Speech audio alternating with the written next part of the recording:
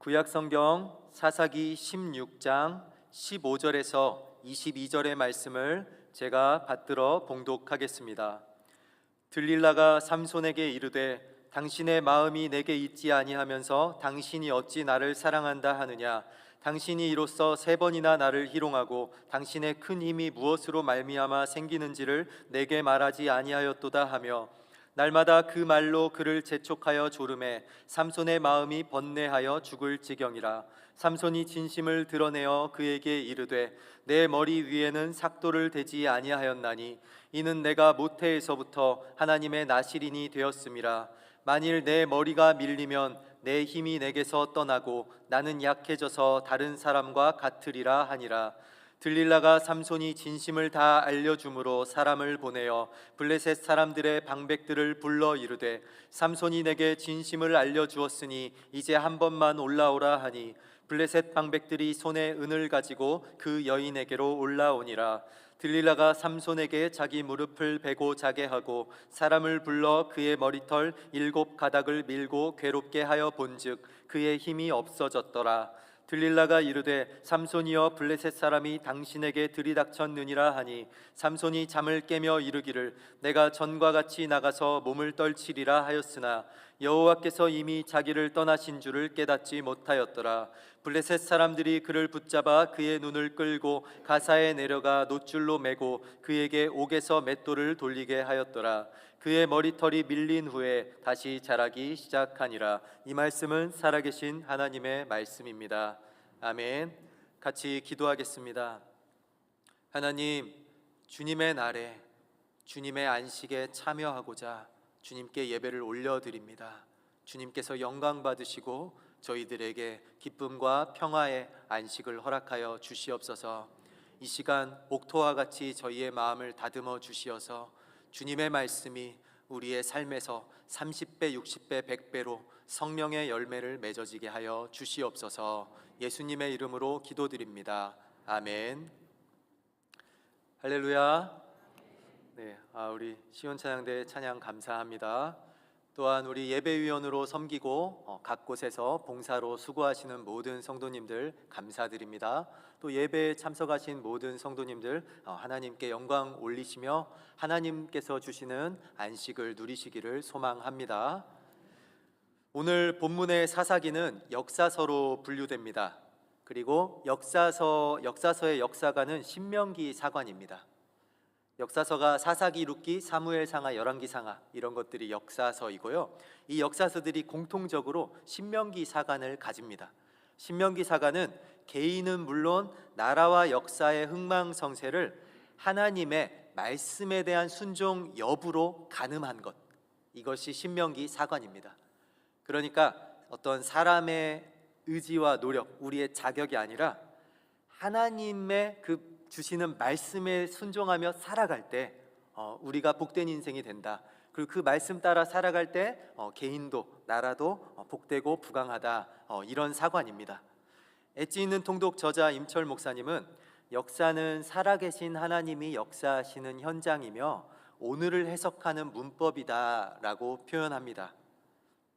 왜냐하면 다른 종교에서는 내적 성찰이나 자연을 통해 신을 파악하려고 하지만 성경은 하나님의 역사 안에서 하나님의 백성을 위해 어떤 구원 행위, 어떤 심판 행위를 하셨는지 살펴봐야만 하나님이 어떤 분인지를 이해할 수 있다라고 말하기 때문입니다. 그러므로 사사기를 읽으며 우리는 사사들의 행적이나 나라의 흥망성쇠보다 그 역사를 다루시는 하나님의 손길을 간파해야 합니다. 구약의 역사서가 일관되게 강조하는 것은 하나님이 역사의 주권자라는 것입니다. 이스라엘의 역사 가운데, 인물 가운데 하나님께서 주관하시며 돌보신 것처럼 우리 삶의 역사도 하나님께서 주관하십니다. 그러므로 성경은 하나님과 그들의 이야기인 동시에 하나님과 우리의 이야기입니다. 사사기의 주제는 안식에서 혼돈으로입니다. 사사기는 하나님이 주신 땅에서 안식을 누리던 이스라엘이 샬롬을 잃어버리고 혼돈에 빠진 이유가 무엇인지 보여줍니다. 사사기의 마지막 절인 21장 25절은 그 답을 주고 있습니다. 그때에 이스라엘의 왕이 없으므로 사람이 각기 자기의 소견에 옳은 대로 행하였더라. 하나님을 왕으로 인정하지 않은 겁니다. 스스로 왕노릇 하려다가 자기 소견과 소욕대로 행하다가 혼돈에 빠져버린 것입니다. 이것이 사사기 시대의 영적인 상태였습니다. 이러한 혼돈의 시대에 사사로 택하여진 삼손은 여러 사사들 중에서도 특별하면서도 드라마틱한 인물입니다. 아이가 없던 단지파 마노아 부부에게 하나님의 사자가 찾아와서 하나님께서 아이를 줄 것이며 이 아이를 태에서부터 구별된 나시린으로 기르라고 말씀합니다. 벌써부터 특별하죠. 왜냐하면 지금 출생의 비밀을 가지고 태어난 거잖아요. 하나님께서 말씀하신 나시린 규정은 모세의 율법에 나와 있습니다. 삭도를 머리에 대지 말고, 그러니까 나시린으로 그 정한 기간 동안 머리카락을 깎지 않는 겁니다. 두 번째는 포도주와 독주를 가까이 하지 않는 겁니다. 세 번째는 시체를 가까이 하지 말아야 하는 규정입니다. 하나님께서 부정하다 한 것들을 가까이 하지 않고 하나님과는 가까이 하며 자신의 인생을 구별된 인생으로 드리는 사람, 그 사람이 나시린입니다. 삼손은 사사이기 이전에 이 나시린으로 먼저 부르심을 받았습니다. 하나님께서는 이런 구별된 사람 나시린을 통하여 이스라엘을 구원하기 원하셨고 그에게 복을 주시며 함께 하셨습니다. 사사기 13장 24절에서 25절 말씀입니다. 그 여인이 아들을 낳음에 그의 이름을 삼손이라 하니라. 그 아이가 자라매 여호와께서 그에게 복을 주시더니 소라와 에스다올 사이 마하네단에서 여호와의 영이 그를 움직이기 시작하셨더라 라고 삼손에게 그 복을 주시고 또 하나님께서 그 영으로 함께 하시며 사사의 사역을 시작하게 하십니다. 여기서 시작하셨더라라는 걸 좀 기억하시면 후반부에 한번 또 이거에 대해서 설명을 드리겠습니다.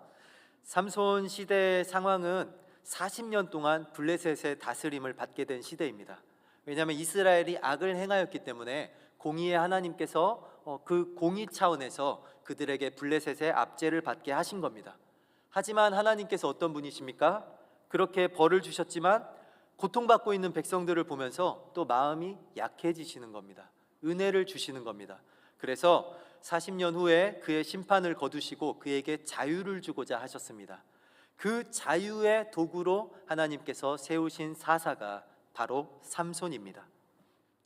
앞서 삼손을 특별한 사사로 소개했습니다. 그 이유는 삼손이 다른 사사들과는 달리 홀로 블레셋 군대와 대항하며 싸운 사사이기 때문입니다.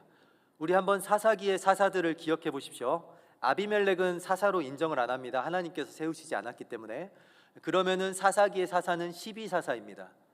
그 비중을 따라서 대사사 6명, 소사사 6명으로 나뉘는데 다른 사사들을 기억해 보십시오. 이스라엘을 구원했던 그 사사들이 어떻게 구원했습니까? 하나님께서 물론 힘을 주셨지만 그 사사들이 대적들과 싸울 때는 군대가 그를 따랐습니다. 기드온도 어땠습니까? 32,000명을 모았죠. 미디안과 대적에서 싸우려고. 그런데 겁을 내는 사람들은 이제 돌아가라고 얘기를 하죠. 그러니까 22,000명이 돌아가고 그래도 10,000명이 남았습니다. 10,000명 정도는 함께 한 거죠. 입다도 군대와 함께 싸웠고요. 그런데 삼손은 어떻습니까? 삼손이 이제 블레셋과 충돌을 하게 됩니다. 그래서 삼손이 행한 블레셋에게 해를 입힌 일로 말미암아서 블레셋이 군대를 모아가지고 진을 칩니다. 그때 이스라엘 사람들이 3,000명을 모아서 진을 칩니다. 그런데 이 3,000명이 어떻게 하는 줄 아십니까? 3,000명이 블레셋 사람과 싸우는 게 아니라 3,000명이 어디로 가냐면 블레셋 진영으로 가는 게 아니라 삼손에게로 갑니다. 같은 민족인 삼손에게로 가서 우리가 너를 잡아가려고 한다. 그러니까 삼손이 자기 같은 민족이기 때문에 삼손은 힘이 있었지만 그들과 싸우지 않고 그들의 손에 포박되어서 그 블레셋 군대 앞에 서게 됩니다. 무엇입니까? 3,000명이 모였지만 거기에 모인 그들은 군인들이 아니었다라는 겁니다. 참 군인이 아닌 거죠. 그 스파르타 전사 300명이 모였을 때 힘이 있었던 이유가 무엇입니까? 그 사람들은 프로였습니다. 참 군인이었습니다. 훈련된 참 군인이었기 때문에 숫자는 300명밖에 안 됐지만 힘이 있었던 거죠. 지금 이스라엘 백성들은 3,000명이나 모였지만 군인이 아니었습니다. 왜냐하면 전혀 싸우고자 하는 의지가 없었고, 오히려 같은 민족인 자신들의 독립투사격인 삼손을 그들의 대적의 손에 내어주고 있는 행위를 이 사람들이 하기 때문입니다. 여러분, 한번 성경으로 들어가서 삼손의 심정을 한번 상상해 보시겠습니까? 그렇게 같은 민족들에 의해서 자기는 열심히 독립투쟁을 하다가 민족의 손에 의해서 포박돼서 끌려갈 때, 그들의 대적에게 자기 민족들이 그들을 넘길 때, 3,000명이나 모였는데 누구도 그와 함께 싸우고자 하지 않을 때 삼손의 심정이 어땠겠습니까? 많이 답답하고 외로웠을 겁니다. 어쩌면 절망스러웠을지도 모릅니다. 하지만 삼손은 자신의 민족들, 자신의 동포들을 사랑했기 때문에 그들과 싸우려 하지 않습니다. 그들을 비난하지도 않습니다. 그저 묶여서 끌려갑니다. 그때 블레셋 사람들이, 이제 진을 쳤던 사람들이 삼손을 대적해서 달려 나옵니다. 삼손을 죽이려고. 그때 하나님의 영이 삼손에게 임해서 삼손이 나귀의 턱뼈로 1,000명을 죽이는 사건이 이 상황에서 발생하는 겁니다. 이러한 삼손의 모습을 보면서 그가 비록 실수도 많았고 또 하나하나 구별됨을 잃어가며 마지막엔 모든 구별됨을 잃고 무너졌지만, 그럼에도 불구하고 그는 인간미가 있는 사람이었다라는 사실을 묵상하며 느끼게 됩니다. 그런데 이렇게 대적하게 되는 사건이 어떤 사건으로부터 시작이 되냐면요, 삼손이 블레셋 딥나 여인과의 결혼하면서부터 이러한 사건이 시작됩니다. 삼손이 블레셋 딥나 여인과 결혼을 하겠다고 했을 때 그의 부모님은 반대했습니다. 그 마노아 부부는 반대했습니다. 왜냐하면 그것은 하나님의 율법을 어기는 일이었기 때문입니다. 하나님께서는 이스라엘 백성들이 가나안 입성 전에 모세의 율법을 통하여 그곳의 민족과 혼인하지 말라라고 말씀하셨습니다. 왜냐하면 그 가나안에 있던 민족들은 이미 죄가 끝까지 차오른 상태였고 또 우상들을 섬기는 사람들이었기 때문에 그들과 결혼하면 그런 우상의 문화가 섞일 것을 하나님께서는 걱정하셨고, 이스라엘 백성들이 구별된 사람으로서 하나님의 영광을 선포하는 백성이 되고자 그들을 이방인들과 결혼하지 말라라고 율법을 주셨던 겁니다. 그런데 지금 삼손의 첫 사역의 시작이 어떻습니까? 사사로서의 이방 여인과의 결혼으로 시작을 하고 있는 겁니다. 물론 여기에는 관점이 두 가지가 존재합니다. 첫 번째 관점은 14장 4절에 보시면 삼손이 틈을 타서 블레셋 사람을 치려 이런 결혼을 했다라는 그런 문맥이 나오거든요. 이런 문맥을 본다면은, 그렇다면 삼손의 이방 여인과의 결혼은 전쟁 명분을 위한 어떤 전략적인 거라라고 첫 번째 관점에서는 볼 수가 있습니다. 그런데 여기에 사용된 그 개역개정엔 삼손이라고 나오는데요, 히브리어 원어를 보면요, 삼손으로 나오지 않고요, 그라고 나옵니다. 인칭대명사. 여기서 그가 삼손인지 하나님인지를 히브리어 원어에서 분명하게 정해주지 않았기 때문에 이런 이제 번역하는 과정에서 이런 관점들이 좀 달라지는 그런 일들이 발생합니다. 그래서 개역개정, 우리가 보는 개역개정의 성경의 번역으로 보면 삼손이 어떤 전략적인 그런 걸 위해서 이방 여인과 결혼한 모습으로 보이는 관점이고요. 두 번째 관점은 공동번역 성경의 관점입니다. 이 공동번역은요, 그를 뭐라고 번역했냐면요, 그를 야훼라고 번역했습니다. 하나님께서 그 틈을 타서 블레셋 사람을 치게 하려고 그렇게 삼손의 그 본인이 선택한 그 결혼조차도 사용하셨다라는 관점입니다. 이것은 삼손이 그 블레셋 딥나 지역 여자를 아내로 맞이할 때 하나님 말씀대로 삼손을 나시니르로 길러낸 그의 부모는 이를 반대했다라는 거에서 이 관점에 좀 힘이 실리기도 합니다. 근거가 14장 3절을 보면요, 내가 그 여자를 좋아하오니라고 삼손이 말하는데, 이 원어를 문맥에 맞게 직역하면요, 내 눈이 보기에 외형적으로 좋다라는 뜻입니다. 여기에 나온 좋다라는 단어도 그렇고요. 누가 혹시 생각나지 않습니까? 창세기의 하와, 내가 보기에 보암직하고 먹음직스럽고 탐스럽고 한 그 열매, 선악과를 먹고자 하는 그 하와의 그 행한 범죄, 이런 것들이 생각나지 않습니까? 자기 눈에 좋게 보이는 대로 행했을 때 그것은 범죄가 되었습니다. 삼손의 이 14장 3절에 나오는 이 결혼에 대한 삼손의 주장도 원어를 보자면은 좀 이런 근거들이 있다라는 거죠. 물론 이제 관점에 따라서 여러분께서 선택하셔서 받아들이시면 됩니다. 그런데 두 관점은 공통된 결과 하나를 함께 소유하는 게 있습니다. 그 한 가지가 뭐냐면요, 삼손이 어쨌든 율법을 어겼다라는 겁니다. 전략적으로 했든 아니면 눈에 보이는 대로 행해서 했든 간에 결과는 율법을 어긴 결과를 낳았다라는 겁니다. 관점에 따라 변호를 받을 수도 있는 부분이지만 이유가 어떻든 이건 무엇을 말합니까? 나실인 사사의 출발이 율법을 어기면서 시작됐다라는 걸 보여주는 겁니다. 시작부터 특별하죠. 역시 삼손은 특별합니다.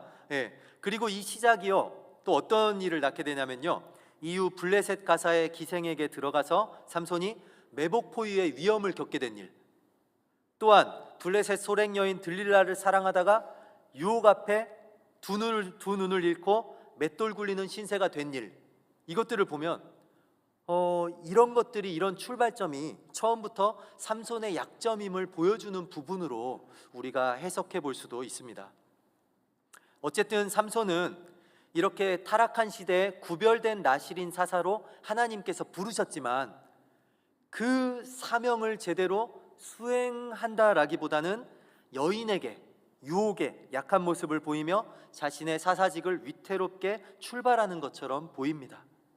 그리고 처음부터 어쨌든 이 구별됨을 깨뜨렸기에 이후 사자의 시체를 가까이 하고 포도주와 독주를 마시지 말라는 규정도 깨뜨리면서 하나씩 구별됨을 잃어갑니다. 하나씩 구별됨을 잃어가는 상태, 혹시 예전에 우리가 신앙의 슬럼프 왔을 때 겪었던 그런 상태는 아닙니까? 어떤 분은 이럴지도 모릅니다. 목사님, 저는 예전 아니고 지금입니다 라고 하실지도 모릅니다. 어쨌든 그렇게 삼손은 하나님의 영으로 함께 하시는 구별된 사사의 정체성을 하나씩 잃어가고 결국에는 그 구별됨 중에 머리카락 하나 남겨두게 됩니다.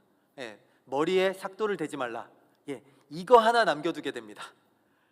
그리고 여기에 삼손을 참담함으로 이끄는 문제가 있습니다. 뭐냐면 머리카락이 있으니, 하나는 내가 지키고 있으니, 이것만은 지키고 있으니 하나님의 영도 나와 함께 있으리라고 삼손이 여겼다라는 겁니다. 왜냐하면 다 어겨가고 머리카락 하나 지키고 있는데 또 블레셋과 싸울 때 하나님께서 힘을 주시거든요. 그러니까 여기에 삼손을 참담함으로 이끄는 문제가 있는 거죠. 이찬수 목사님께서는요, 저서에서 뭐라고 말씀하셨냐면, 차라리 죄가 시작될 때 초기에 다리 몽둥이가 부러지도록 매를 맞았다면 그 고난 앞에서, 고통 앞에서 정신이 번쩍 들어서 회개하고 회복할 수 있는 기회가 되지 않았을까, 이런 얘기를 하십니다. 그러므로 우리도 생각해 봐야 합니다. 우리에게 오는 고난, 이 고난이 우리가 회복할 수 있는 그런 은혜의 계기가 될 수도 있다라는 겁니다. 그리고 한 번 더 생각해 봐야 됩니다. 내가 지금 굉장히 영적인 슬럼프에 빠져서 그리스도인의 구별됨을 다 잃어가고 있는데도 뭔가 내가 잘 되고 있고 아무렇지도 않은 것 같다면 여기서 정말 우리가 긴장해야 됩니다. 그리고 영적인 분별력을 가지고 지금 내 상태를 분명히 들여다봐야 됩니다. 삼손이 머리카락마저도 나중에 들릴라에 의해서 다 잃게 됐을 때, 그러니까 그의 구별된 모든 것들을 남김없이 잃게 됐을 때, 그때 삼손의 하나님의 영이 삼손을 떠나가셨다라고 성경은 표현합니다. 그런데 삼손은 하나님의 영이 자신을 떠났는지 떠나지 않았는지도 모를 정도의 상태가 그 상태였습니다. 혹시 내가 지금 그런 상태는 아닌지 한번 자신을 돌아보시기 바랍니다. 머리카락이라도 지켰기 때문에 하나님께서 동행하셨던 게 아닙니다. 머리카락 하나 남을 정도로 구별됨을 다 잃어갈 때 하나님은 슬퍼하시면서도 그의 약속을 기억하사 그를 불쌍히 여기시고 그와 동행해 주셨다라는 겁니다.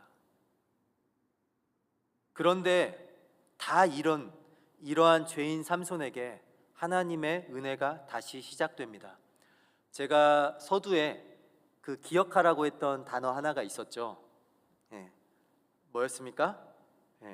다시 하나님 여호와의 영이 그를 움직이기 시작하셨더라라는 그 13장 25절의 그 단어를 기억하라고 말씀드렸었죠. 근데 여기에 나온 시작하시다와 16장 22절을 한번 보겠습니까? 16장 22절 그의 머리털이 밀린 후에 다시 자라기 시작하니라. 이 시작하다라는 단어가 똑같은 단어입니다. 히브리어 똑같은 원어고요. 이 단어는요, 어떤 주체가 주권적으로 시작한다라는 뜻을 가진 단어입니다. 어떤 말입니까? 어떤 주체가 시작을 하면 그 주체가 시작한 이끄는 대상자는 그대로 따라서 같이 이끌리고 시작되게 된다라는 그런 뜻을 나타내는 단어입니다. 이 주체가 누구이겠습니까? 시작하였더라라는 단어의 주체가 하나님이시죠. 하나님께서 사사로 삼손을 부르시면서 그의 사사사역을 시작하게 하신 것처럼 지금 다 잃고 들릴라에 의해서 눈까지 빼지고 그 다음에 감옥에서 블레셋의 옥에서 맷돌을 돌리며 조롱을 당하는 삼손, 이 삼손의 상태 그 뒤에 어떤 단어가 지금 나오는 겁니까? 21절과 22절을 한 번에 보겠습니다. 블레셋 사람들이 그를 붙잡아 그의 눈을 빼고 끌고 가사에 내려가 놋줄로 매고 그에게 옥에서 맷돌을 돌리게 하였더라. 이런 참담한 상태 후에 지금 무엇이 나오고 있는 겁니까? 그의 머리털이 밀린 후에 다시 자라기 시작하니라. 아멘. 주체 되시는 하나님께서 주권적으로 시작하고 계시는 겁니다. 삼손은 뭔가를 시작할 수 있는 상태가 아닙니다. 두 눈은 빠졌습니다. 옥에 갇혔습니다. 맷돌을 돌리는 노역을 하면서 조롱을 당합니다. 이제 무언가를 시작할 힘도 없습니다. 의지도 없습니다. 그런 신앙의 상태도 되지 않습니다. 그렇다면 구원이 어디로부터 시작될 수 있겠습니까? 삼손 본인으로부터 나올 수 없습니다. 우리 스스로도 우리가 구원할 수 없어서 우리가 간절히 예수님의 이름을 붙든 것 아니겠습니까? 마찬가지로 하나님께서 주권적으로 그의 구원을 시작하셨습니다. 그것을 보여주는 구절이 그의 머리털이 밀린 후에 다시 자라기 시작하니라 라는 구절입니다. 하나님께서 삼손과 동행을 시작하셨고 삼손이 모든 구별됨을 본인의 실수로 잃어버렸지만 하나님께서는 삼손이 마지막까지 지키던 머리카락을 다시 자라게 시작하심으로 그와의 동행을 시작하심을 우리에게 보여주고 있는 구절입니다. 여기에 은혜가 있죠. 하나님께서 주권적으로 우리를 끌고 가서 다시 시작하게 하시는 은혜. 마찬가지로 어떻습니까? 우리는 연약하여 우리 소견에 옳은 대로 행하다가 어떻게 됐습니까? 영적인 슬럼프가 왔습니다. 교회가 흔들릴 때 우리의 신앙도 흔들렸습니다. 그런데 어떻습니까? 하나님께서는 영적인 슬럼프, 침체에 빠져서 이제 우리 힘으로는 도저히 딛고 일어설 수 없는 상태에 놓인 우리에게 찾아오셔서 그분의 동행을 다시 시작하십니다. 그것을 우리는 성경을 통해 보고 있는 겁니다. 우리는 절망하며 무너졌던 때도 있습니다. 그렇지만 어떻습니까? 다시 하나님은 그리고 우리 교회를 향한 그분의 은혜를 시작하십니다. 이 시작은 철저히 하나님의 능동적인 은혜이며 하나님의 주관하심입니다. 삼손이 두 눈을 잃은 것은 그의 영적인 어두움을 의미합니다. 엘리 제사장 시대를 기억하십니까? 사무엘상에 나오는 엘리의 눈이 어두워졌던 것처럼 그 시대도 어두웠죠. 그래서 사무엘상 3장 2절에서 3절을 보시면 엘리의 눈이 점점 어두워가서 잘 보지 못하는 그때에 그가 자기 처소에 누웠고 라고 나옵니다. 시대의 어둠과 또 기도하지 않고 그저 누워있는 그의 모습을 대비시켜서 보여주는 겁니다. 그런데 그 처소에 누웠고 뒤에 어떤 구절이 나오냐면 하나님의 등불은 아직 꺼지지 아니하였으며 사무엘은 하나님의 궤에 있는 여호와의 전 안에 누웠더니 라는 구절이 이어서 등장합니다. 무엇입니까? 시대의 리더, 그 제사장의 눈마저 어두워서 잘 보지 못하고 하나님의 뜻을 분별하지 못하는 그 시대에, 그래서 어두워져 가는 그 시대에 하나님의 등불은 아직 꺼지지 아니하였고 아이 사무엘이 하나님의 전 안에 있었더라 라고 성경은 보여주고 있는 겁니다. 오늘 우리가 본 사사기 16장 21, 22절의 구절도 마찬가지입니다. 블레셋 사람들이 그를 붙잡아 그의 눈을 빼고 옥에서 맷돌을 돌리게 하였더라 라는 구절 뒤에 그의 머리털이 밀린 후에 다시 자라기 시작하니라 라는 구절은 두 눈이 빠져서 이제 하나님의 어떤 무언가를 보지 못하고 영적 분별력을 잃고 아무것도 할 수 없는 능력에 놓인 삼손에게 머리카락을 다시 자라게 시작하시는, 구원을 다시 시작하시는 하나님의 은혜가 시작됐다라는 것을 보여주는 구절입니다. 그리고 이제 삼손이 조롱의 절정을 받게 됩니다.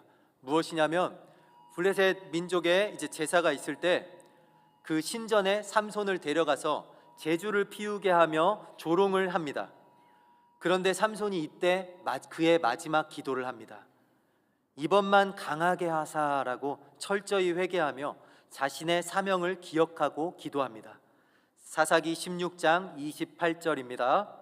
삼손이 여호와께 부르짖어 이르되 주 여호와여 구하옵나니 나를 생각하옵소서. 하나님이여 구하옵나니 이번만 나를 강하게 하사 나의 두 눈을 뺀 블레셋 사람에게 원수를 단번에 갚게 하옵소서 하고. 무엇이 느껴지십니까? 저는 이 기도를 보면서 투박하지만 진실된 기도다, 저는 그게 느껴졌습니다. 뭔가 세련되게 기도하지 않았지만 이곳에 그의 전심이 들어가 있다라는 게 느껴지면서 제 마음도 함께 뭉클했습니다. 이 기도는 무엇을 의미합니까? 하나님께서 자신을 기억해달라고, 긍휼히 여겨달라고 하나님의 긍휼하심에 자신을 맡기는 기도입니다. 또 이 기도는 어떤 기도입니까? 하나님께서 자신의 주권자이심을 인정하는 기도입니다. 하나님께서 맡기신 사명을 기억하면서 블레셋으로부터 이제 자신의 마지막을 바쳐서 자신의 민족을 구원하기 위한 그 사명을 해내겠다라는 기도입니다. 하나님께서는 모든 구별됨을 잃어버렸던 삼손의 마지막 기도까지도 들어주셨습니다. 하물며 우리의 기도를 들어주시지 않겠습니까? 성경은 16장 30절에서 말씀합니다. 삼손이 죽을 때에 죽인 자가 살았을 때에 죽인 자보다 더욱 많았더라 라고 삼손의 이 마지막을 아름답게 또 인정하면서 묘사하고 있습니다. 삼손은 그렇게 자신에게 맡기신 하나님의 사명을 이루었고 그를 이스라엘의 사사로 인정할 뿐만 아니라 믿음의 사사로 인정해 주셨습니다. 16장 31절입니다. 삼손이 이스라엘의 사사로 20년 동안 지냈더라. 그 구별된 모든 것을 잃어버린 삼손을 하나님께서는 지금 무엇으로 기록하셨습니까? 성경에 사사로 기록하시는 겁니다. 삼손이 사사로 20년을 보냈고 그 20년 동안 삼손이 사사의 역할로 블레셋과 대적함으로 말미암아 이스라엘은 그래도 평화를 누렸다라는 의미입니다. 히브리서 11장 32절에서는요, 내가 무슨 말을 더하리요? 기드온, 바락, 입다, 삼손, 이렇게 그 히브리서 11장 믿음장에서 삼손을 믿음의 사람, 믿음의 사사로 인정하면서 기록하고 있는 겁니다. 누가 기록하셨습니까? 하나님께서 삼손을 그렇게 사사로, 믿음의 사사로 인정하면서 기록해 주신 것입니다. 연약한 죄인인 우리에게도 다시 하나님의 은혜는 시작될 수 있다라는 것을 오늘 성경은 우리에게 분명히 보여주고 있습니다. 그래서 은혜는 다시 하나님으로부터 시작됩니다. 우리와 우리 교회에도 은혜는 하나님으로부터 시작될 것입니다. 하나님께서 삼손을 믿음의 사사로 세우신 것처럼 하나님께서 우리와 우리 교회를 세워 가실 것입니다. 지금 우리 영적 상태가 어떤지 각자는 잘 아실 겁니다. 내 영적 상태가 삼손처럼 무너진 분도 있을 수 있습니다. 그렇지만 기억하시기 바랍니다. 인생의 주권자와 역사의 주권자는 하나님이라는 사실을 기억하시기 바랍니다. 우리가 구별됨을 잃고 삼손처럼 무너졌을지라도 하나님께서 그분의 은혜를 주권적으로 시작하신다는 사실을 기억하시기 바랍니다. 그렇게 구원도 하나님으로부터 시작됩니다. 그러하기에 죄인이었던 우리가 하나님을 오늘처럼 예배할 수 있게 된 것 아니겠습니까? 그러므로 다시 시작되는 은혜를 인정하고 믿으며 우리 교회를 위해서 소망을 가지고 함께 기도해 주시기 바랍니다. 우리 교회의 상태도 삼손과 같을지라도 그 은혜와 구원을 하나님께서 삼손에게 행하셨던 것처럼 우리 교회에도 은혜와 구원을 행하실 것을 우리는 성경을 통해 믿기 때문입니다. 하나님의 그 구원과 은혜의 역사를 하나님께서 우리 교회에 행하실 것이며 우리 교회를 사용하셔서 그 은혜의 역사를 행해 가실 것입니다. 다시 회복시키실 것입니다. 다시 지역사회의 빛으로 우리 교회를 사용하실 것입니다. 다시 은혜는 하나님으로부터 시작됩니다.